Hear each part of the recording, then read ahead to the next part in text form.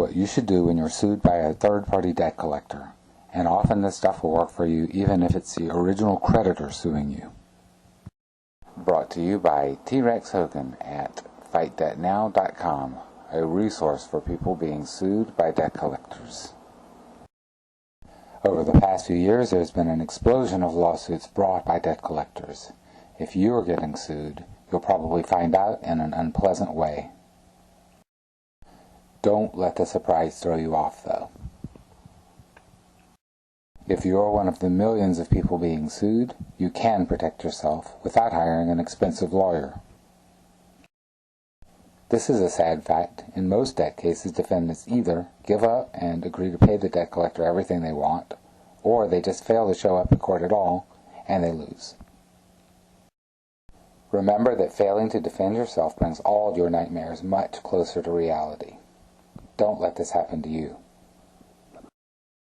Once a judgment is entered, your wages and bank accounts can be seized if the company can find them. But remember, they can't take your money or things until they have a judgment. If they get a judgment, they can collect at any time. What is debt for debt collection lawsuits? This almost seems like a no-brainer, but it isn't. Debt is money that someone claims that you owe, whether or not you do. You might not actually owe the money, or ever have owed the money. You might not have ever borrowed it, might have paid it off, or even had it discharged in bankruptcy. Or the debt, or some part of the debt, might not be valid for any number of reasons, and this is especially true of claims brought by third-party debt collectors. The FTC found that over 80% of the money one large debt collector got came from people who never even owed the debt at all. People paid because of the company's strong-arm tactics and intimidation. And there are many other debt collectors just like that. Almost all of the claims brought by third-party debt collectors have some questionable parts. But if a company is suing you for money it claims you owe, you are being sued on a debt. If you fail to defend yourself, they'll get a judgment against you whether you ever owed the money or not. Two kinds of people could sue you, the original creditor or a debt collector. I often refer to debt collectors as third-party debt collectors to highlight the fact that they've gotten the debt from other people. Sometimes debt collectors sell the debts to each other. That's to make it easier for them to sue you or to harass you. Third-party debt collectors buy debt for pennies on the dollar and then try to collect it through harassing phone calls, threatening letters, or lawsuits. So what to do if you're being sued? Fight. You may have heard the old joke about the two campers being chased by a bear. One of them leans down and starts tying on his running shoes. The other one says, "What, are you crazy? You're never going to outrun that bear." And the first one says, "I don't have to outrun the bear, I just have to outrun you."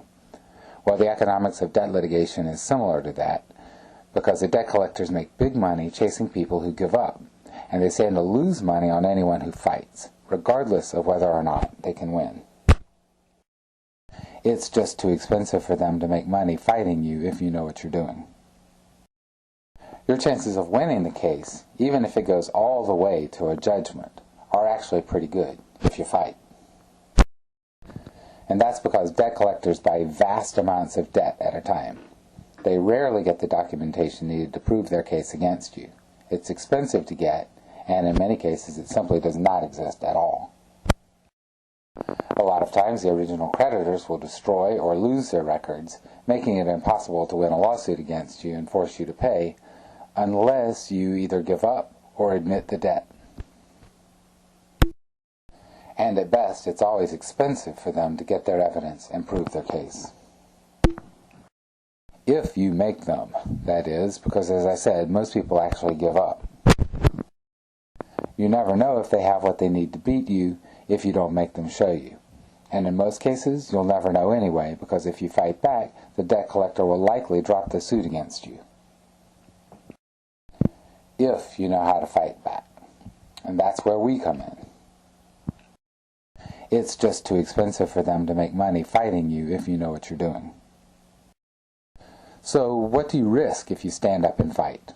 Actually, almost nothing.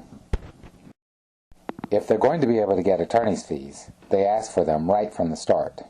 And if they win, they almost always get the same amount of money, whether you fight or not.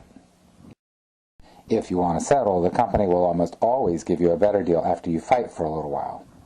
And I've never seen them give anyone a worse deal because they did put up a fight.